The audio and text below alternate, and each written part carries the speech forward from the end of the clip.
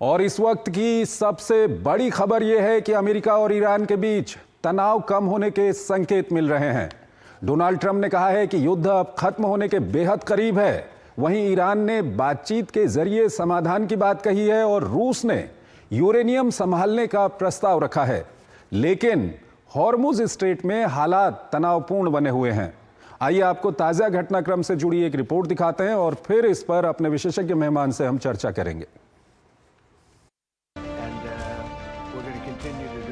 अमेरिकी राष्ट्रपति Donald Trump ने कहा है कि ईरान के साथ चल रहा युद्ध अब खत्म होने के बेहद करीब है। ट्रंप के इस बयान से संकेत मिल रहे हैं कि जल्द ही युद्ध विराम या शांति समझौते की दिशा में बड़ा फैसला हो सकता है। ट्रंप ने कहा है कि अगले 2 दिनों में इस्लामाबाद में कुछ अहम प्रगति हो सकती है। हालांकि क्षेत्र में तनाव अभी पूरी तरह खत्म नहीं हुआ है और आगे की बातचीत अहम मानी जा रही है। उन्होंने साफ कह दिया है कि वो मौजूदा सीज फायर को बढ़ाने के पक्ष में नहीं है। इस बीच ईरान ने कहा है कि विवादों का समाधान संवाद के जरिए ही संभव है। राष्ट्रपति मसूद पेजाशकियान ने चेतावनी देते हुए कहा है कि अमेरिका अपनी शर्तें थोपने या उसे आत्मसमर्पण के लिए मजबूर करने की कोशिश न करे। उनका ऐसा कोई भी प्रयास सफल होने वाला नहीं है। अटकलें लगाई जा रही हैं कि अमेरिका और ईरान के बीच अगले दौर की वार्ता फिर से जल्द हो सकती है। हालांकि ईरान ने कहा आगे की बातचीत को लेकर किसी तरह की जानकारी नहीं है। नई शांति वार्ता की संभावना के बीच रूस ने एक बार फिर ईरान के समृद्ध यूरेनियम को संभालने का प्रस्ताव दिया है। ईरान के पास मौजूद उच्च समृद्ध यूरेनियम का भंडार अमेरिका के साथ वार्ता में बड़ा विवाद बना हुआ है। अमेरिका ने ईरान से अपने संवर्धन कार्यक्रम को पूरी तरह खत्म करने और लगभग 460 किलोग्राम यूरेनियम को हटाने की मांग की है। उधर हॉर्मुज स्ट्रेट में ईरान के खिलाफ अमेरिकी नाकाबंदी का असर अब दिखने लगा है। चीन के स्वामित्व वाला टैंकर रिच स्टार्री इस नाकाबंदी को तोड़ने में नाकाम रहा और उसे वापस हॉर्मुज स्ट्रेट की ओर लौटना पड़ा। शिपिंग डेटा के अनुसार ये टैंकर ओमान की खाड़ी से निकलने के बाद फिर से वापस लौट आया। इससे पहले एसोसिएट प्रेस की रिपोर्ट में दावा किया गया था कि अमेरिकी सेना ओमान की खाड़ी में जहाजों को इंटरसेप्ट कर रही है। इन जहाजों को बीच समुद्र में रोककर वापस लौटने के लिए कहा जा रहा है। हालांकि कल खबर आई थी कि हॉर्मुज को 4 जहाज पार करने में सफल हुए हैं, जिसमें 2 ईरानी जहाज भी शामिल थे। अमेरिकी कमांड ने कहा कि इस रास्ते से पूरा व्यापार ठप कर दिया गया है। इस बीच चीन ने उन आरोपों को खारिज कर दिया है कि उसने ईरान को किसी प्रकार की सैन्य मदद की है। चीन अमेरिका के इन आरोपों को पूरी तरह मनगढ़ंत और भ्रामक बता रहा है। इससे पहले एक अखबार ने ईरान द्वारा चीनी जासूसी सैटेलाइट के इस्तेमाल का दावा किया था। रिपोर्ट के अनुसार ईरान ने 2024 के अंत में चीन से T-01B सैटेलाइट हासिल किया था। इस सैटेलाइट के जरिए ईरानी सैन्य अधिकारियों ने अमेरिकी ठिकानों की निगरानी की। रिपोर्ट में बताया गया है कि मार्च में ड्रोन और मिसाइल हमलों से पहले और बाद में इन ठिकानों की तस्वीरें ली गईं। ईरान ने इस सैटेलाइट के जरिए मध्य पूर्व में अमेरिकी सैन्य ठिकानों को निशाना बनाया। उधर 3 दशकों के बाद लेबनान के साथ वाशिंगटन में पहली वार्ता के बाद इजराइल ने फिर हमले किए हैं।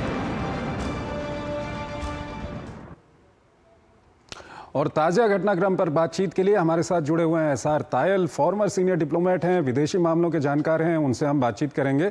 तायल साहब, बहुत बहुत स्वागत है आपका हमारे इस कार्यक्रम में। तायल साहब, पहला सवाल ये है कि जो अमेरिका की ओर से एक नाकाबंदी वहां पर की गई है और जिस तरह से अब खबरें आ रही हैं कि बातचीत हो सकती है, क्या कहेंगे आप? अमेरिका की इस नाकाबंदी का कहीं ना कहीं ईरान पर दबाव पड़ता हुआ दिख रहा है आपको? जी हाँ, बिल्कुल। देखिए, इस समय मुझे लगता है कि जो भी दोनों देशों में, ईरान और अमेरिका के बीच में जो भी बातचीत चल रही है, बातचीत अवश्य चल रही है और पाकिस्तान उसमें मैसेंजर भी है और मध्यस्थ भी है। ये भी सूचना आ रही है कि शायद पाकिस्तान से कुछ लोग ईरान जाएंगे आज ही, शायद कुछ बातचीत करने। राष्ट्रपति ट्रंप का जो बयान आया है कि शायद 1-2 दिन में कोई बड़ा ज़बरदस्त समझौता ईरान और अमेरिका के बीच में हो सकता है। देखिए, पिछली बार जो इस्लामाबाद में जो बातचीत टूटी, उसमें जो मेन मुद्दा है वो है परमाणु बम बनाने की क्षमता। जो ईरान जिस तरफ बढ़ना चाहता है, अमेरिका सोचता है कि वो परमाणु बम की तरफ बढ़ रहा है, और जो यूरेनियम समृद्ध किया हुआ है, जो जैसा आपने अपनी रिपोर्ट में बताया, जो उनके पास अभी है करीब 400 किलो, वो पहले भी उन्होंने JCPOA के अंतर्गत रशिया को भेजा था और अब जो है वो अगर रशिया ले सकता है उसको। दूसरी चीज ये जो आ रही है कि अमेरिका की तरफ से ये डिमांड है कि ईरान हमेशा के लिए यूरेनियम कम से कम 50 वर्ष के लिए, ये कहा जा रहा है, यूरेनियम को समृद्ध करने की कोई भी क्षमता ना रखे और उसकी तरफ ना जाए।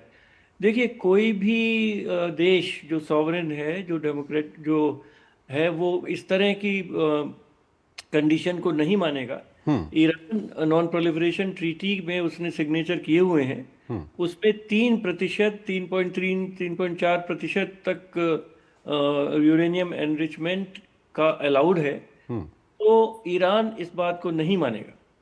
अब बात तो दबाव के लिए राष्ट्रपति ट्रंप ने ब्लॉकेट कर दिया। ब्लॉकेट केवल ईरान के पोर्ट्स पर है और ईरान जाने वाले जहाज़ों पर है या ईरान से आने वाले जहाज़ों पर है। इस पर चीन ने बहुत सख्त शब्द इस्तेमाल किए हैं और मैं समझता हूं कि प्राइवेटली अमेरिका को बड़ा क्लियर मैसेज दिया होगा। और उनके एक एडमिरल का एक ये स्टेटमेंट आया था कि चीन के ईरान के साथ कुछ समझौते हैं, कुछ एग्रीमेंट है और चीन उन एग्रीमेंट्स को ऑनर करेगा। इसका मतलब है कि अगर चीन का कोई जहाज ईरान की तरफ जाता है तो क्या अमेरिकन नौसेना की ये हिम्मत होगी, और मैं बड़े केयरफुली ये शब्द यूज कर रहा हूं, वो चीन के जहाज को रोके। इससे इसका जो मतलब है वो राष्ट्रपति ट्रंप भी समझते हैं, राष्ट्रपति ट्रंप के एडवाइजर्स भी समझते हैं। लेकिन सर, क्या चीन को इससे दिक्कत नहीं है कि ईरान हॉर्मुज को रेगुलेट करे, अपनी मनमर्जी वहां पर चलाए? इससे कोई दिक्कत नहीं है चीन को? नहीं, देखिए, चीन को दिक्कत है, पर चीन के तो जहाज वो ईरान अलाउ कर रहा था, भारत के भी जहाज अलाउ कर रहा था, अपने मित्र देशों के जहाज तो अलाउ कर रहा था। तो वो जो देश जिन्होंने ईरान पे हमला किया है, उनके जहाजों को अगर मना कर रहा है तो मैं कह रहा हूं कि उस पर तो कोई गलत काम नहीं कर रहा। पर मोटी बात यह है कि स्ट्रेट ऑफ हॉर्मुज पे ना ईरान का कोई संप्रभुत्व है, ना अमेरिका का है। भारत और दुनिया के सब देश चाहते हैं कि स्ट्रेट ऑफ हॉर्मुज खुली रहे, ना ईरान उसे रोके ना अमेरिका उसे रोके। दोनों गलत कर रहे हैं, ईरान ने गलत किया, अमेरिका ने गलत किया। नहीं तो जो अमेरिका का कहना है कि वहां पर ईरान इसको पूरी तरह से फ्री करे और नेविगेशन की वहां पर बिल्कुल फ्री होना चाहिए, जो इंटरनेशनल रूल्स और रेगुलेशन है इसके लिए उसका वहां पर उसको वहां पर इंप्लीमेंट करना चाहिए। आपको क्या लगता है कि बातचीत के बाद क्या ईरान इसके लिए मान जाएगा? क्योंकि ईरान की ओर से बार बार कहा जा रहा है कि वो वहां पर एक नई रिजीम स्थापित करेगा, नया सिस्टम बनाएगा वहां पर। देखिए, अमेरिका को तो किसी रूल्स और रेगुलेशंस की बात करने का कोई हक नहीं है। जिस तरह से उन्होंने दुनिया भर में कहाँ कहाँ क्या क्या कर रहे हैं, तो वो तो बात अलग रही। पर ईरान का देखिए, ये सब निगोशिएटिंग टैक्टिक्स हैं और इसमें क्या फैसला होगा ये दोनों देशों की क्या क्षमता है उस पर निर्भर करेगा। अब जब राष्ट्रपति ट्रंप कह रहे हैं कि वो एक मेगा डील हो सकती है 2 दिन में, तो उनके पास भी कुछ सूचना है, कुछ उनके पास कुछ देने के लिए है और कुछ रेड लाइंस हैं। और ईरान का जो आज वक्तव्य आया है कि जो भी कोई और देश का शिप अगर जाएगा हॉर्मुज से तो वो उसको हमला करेंगे, तो वो अपनी तरफ से दबाव डाल रहे हैं, अमेरिका अपनी तरफ से दबाव डाल रहा है।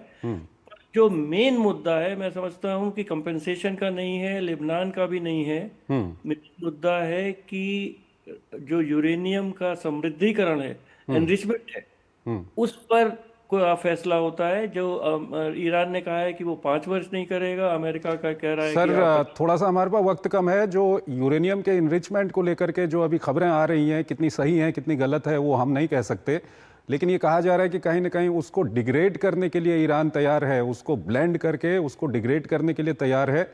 लेकिन जो 20 साल 50 साल के बाद अमेरिका कह रहा है, शायद वहां पे दिक्कत आ सकती है, क्योंकि ईरान 3-4 साल के लिए तो तैयार है।